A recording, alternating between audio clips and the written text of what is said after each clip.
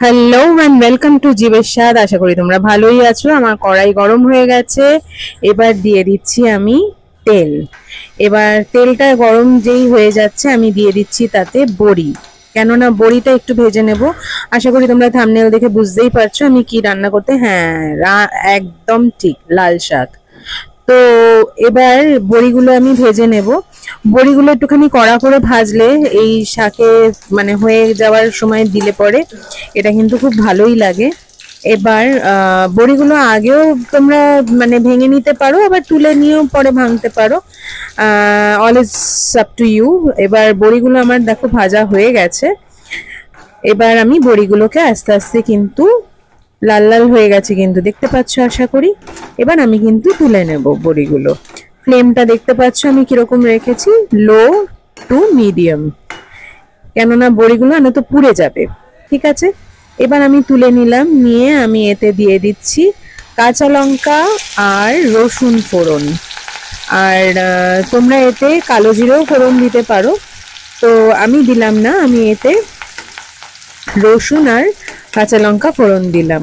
দিয়ে এটা একটু সামান্য যেই একটু ভাজা ভাজা হয়ে যাবে, রসুনের গন্ধটা একটু যেই মরে যাবে, তখন কিন্তু আমি এতে দিয়ে দেব একটু আদা কুচি। এবার দেখো সব দিয়ে এবার আমি দিয়ে দিলাম লাল শাকটা। আমার ধুয়ে রেখেছিলাম, ধুয়ে নিয়ে আমি রেখেছি, তো জলটা আর ঝরানো হয়নি, একটু তাড়া ছিল তার জন্য। আর মানে তাড়া ছিল বলতে একটু দেরি হয়ে গেছিল। তো দেখো এবার লাল শাক দিয়ে দিলাম। আর লাল শাকটা দিয়ে এটাকে ভালো করে নেড়ে চেড়ে নিয়ে তারপরে তোমার এতে আমি দিয়ে দেবো মশলাগুলো।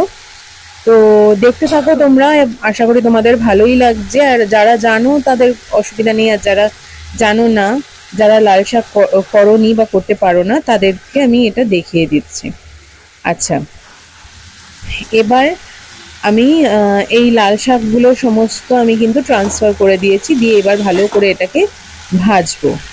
এবার ভাজা হয়ে গেলে পরে, আচ্ছা তার আগে বলে নিই, যারা ফেসবুক থেকে দেখছো তারা প্লিজ আমাকে ফলো করো, আর যারা ইউটিউব থেকে দেখছো তারা আমাকে কিন্তু সাবস্ক্রাইব করো, আর ভালো লাগলে অবশ্যই অবশ্যই কি বলো তো, লাইক করবে। ঠিক আছে, তো এবার বাকি একটুখানি আমি হঠাৎ করে দেখলাম বাটির নিচে পড়েছিল, তো সেই লাল শাকটুকু আমি কিন্তু ওখানে দিয়ে দিয়েছি। এখানে এখনো অবধি আমি কোনো মশলা বা কিছু অ্যাড করিনি। এবার তোমরা যারা ঝাল খাবে না বা খাও না, তারা কিন্তু ওই যে লঙ্কা কুচিটা আমি দিয়েছিলাম সেটাকে অ্যাভয়েড করতে পারো। আর আমি মাঝখানে আবার একটুখানি লঙ্কা গুঁড়ো দিয়েছি, তো সেটাকেও তোমরা অ্যাভয়েড করতে পারো ঝাল যদি না খাও।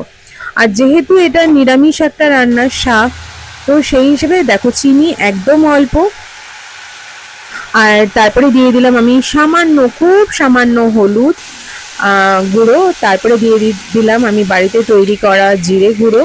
আমি বড়িগুলো ভালো করে ভেঙে নিলাম, খুব সামান্য লঙ্কার গুঁড়ো, তারপরে নুন দিয়ে এবার ভালো করে, এখানে কিন্তু কোনো জল বা কিছু যাবে না। এবার আমি এখানে দিয়ে দেব এই বড়িগুলো একদম শেষে আমি দেব। এবার এটাকে ভালো করে পিটিয়ে পিটিয়ে আমি ভালো করে একদম স্ম্যাশ করে নিয়ে আমি রান্নাটা সারলাম। এবার আমার রেডি পুরো। আর তোমরা কিন্তু আমাকে জানিও কেমন লাগলো। Till then take care, bye bye, tata.